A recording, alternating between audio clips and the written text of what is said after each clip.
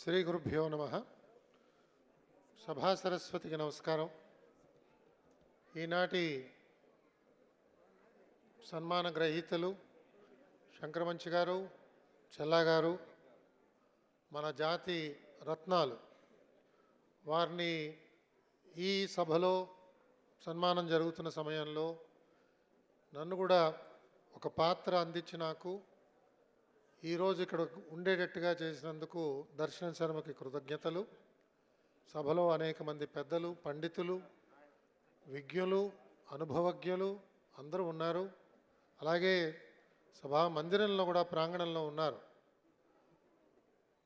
శాస్త్రానికి మన సమాజంలో చాలా గౌరవం ఉన్నది, ఆదరణ ఉన్నది అని మరలా అందరికీ గుర్తు చేస్తున్నట్టుగా దర్శనం శర్మ గారు ఈ సభని అద్భుతంగా నిర్వహించారు.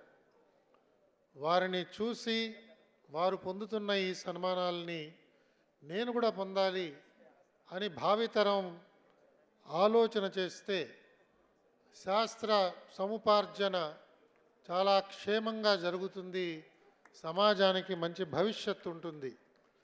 అందుకు శర్మ చేస్తున్న ఈ కార్యక్రమాల్ని నేను ప్రత్యేకంగా అభినందిస్తూ వారిరువురు కూడా సమాజానికి చేస్తున్న గొప్ప సేవకి నేను నా కృతజ్ఞతల్ని వారిద్దరికీ ఆవిష్కరించుకుంటూ, సమయం ఎక్కువ అవుతున్నది కాబట్టి నేను ఎక్కువ సమయం తీసుకోకుండా మీ అందరి దగ్గర సెలవు తీసుకుంటున్నాను.